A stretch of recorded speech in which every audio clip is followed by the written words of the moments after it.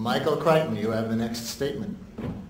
Before I begin, I wanted to say one brief thing about what Richard has just told you. He's given you the story of plate tectonics, but it's fascinating. He's turned it upside down. He's turned it on its head.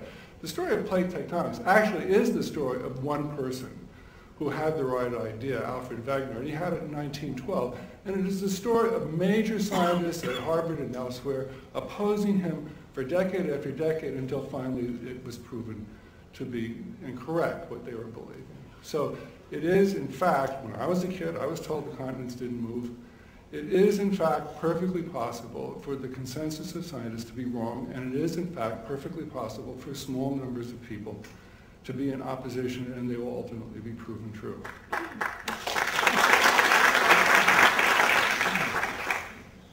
I want to address the issue of crisis in a somewhat different way.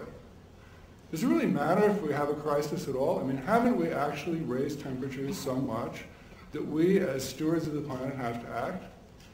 These are the questions that friends of mine ask as they're getting on board their private jets to fly to their second and third homes. And I would like, with their permission, to take the question just a little bit more seriously.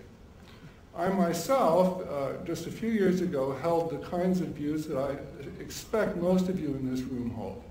That's to say, I had a very conventional view about the environment. I thought it was going to hell. I thought human beings were responsible, and I thought we had to do something about it.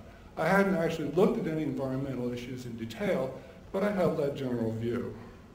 And so in 2000, when I read an article that suggested that the evidence for global warming might not be quite as firm as people said, I immediately dismissed it. Not believing global warming? That's ridiculous.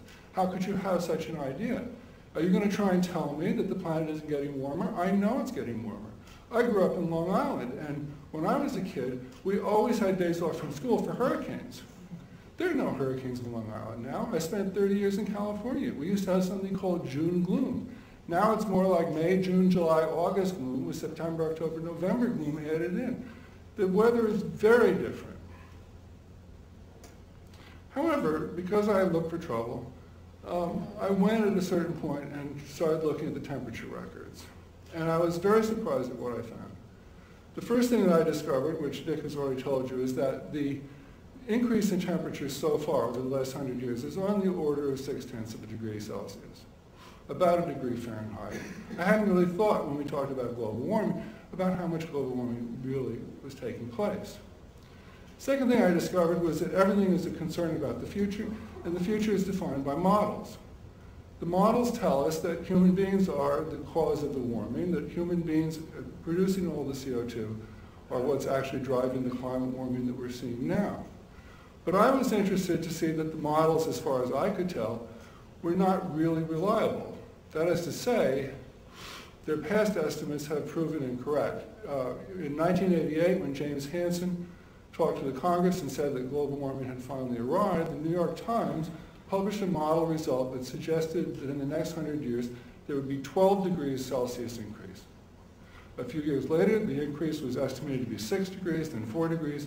The most recent UN estimate is 3 degrees. Will it continue to go down? I expect so.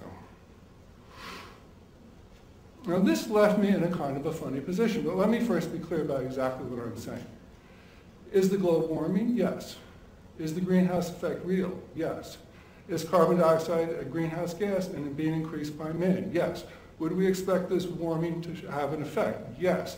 Do human beings in general affect the climate? Yes.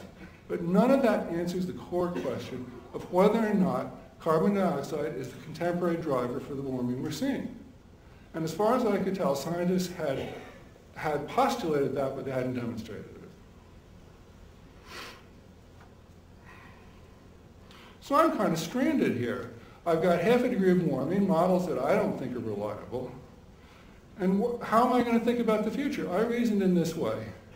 If we're going to have 1 degree increase, maybe if climate doesn't change and if there's no change in technology, but of course, if you don't imagine there'll be a change in technology in the next 100 years, you're a very unusual person.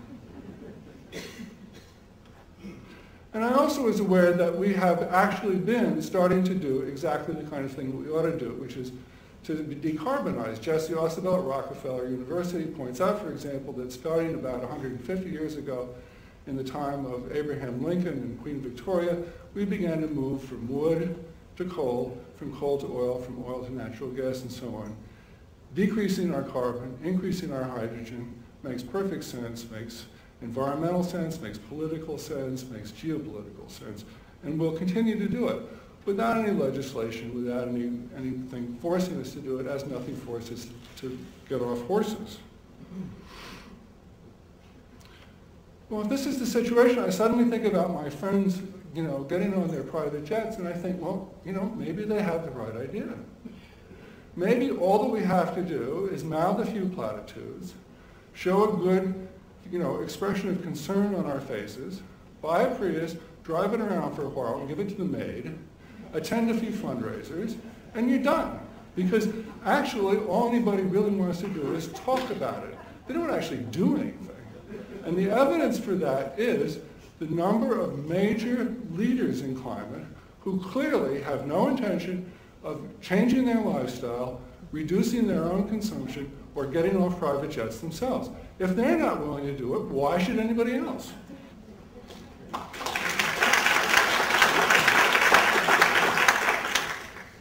Is talking enough? I mean, is the talking cure of the environment? Didn't work in psychology, won't work in the environment either. Is that enough to do? I don't think so. I think it's totally inadequate. Every day, 30,000 people on this planet die of the diseases of poverty.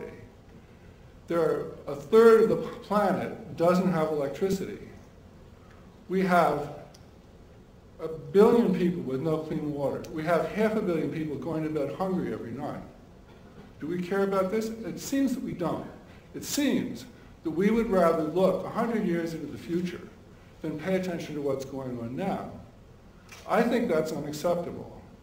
I think that's really a disgrace. One. This doesn't need to happen. We're allowing it to happen. And I don't know what's wrong with the rich, self-centered societies that we live in the West, that we are not paying attention to the conditions of the wider world.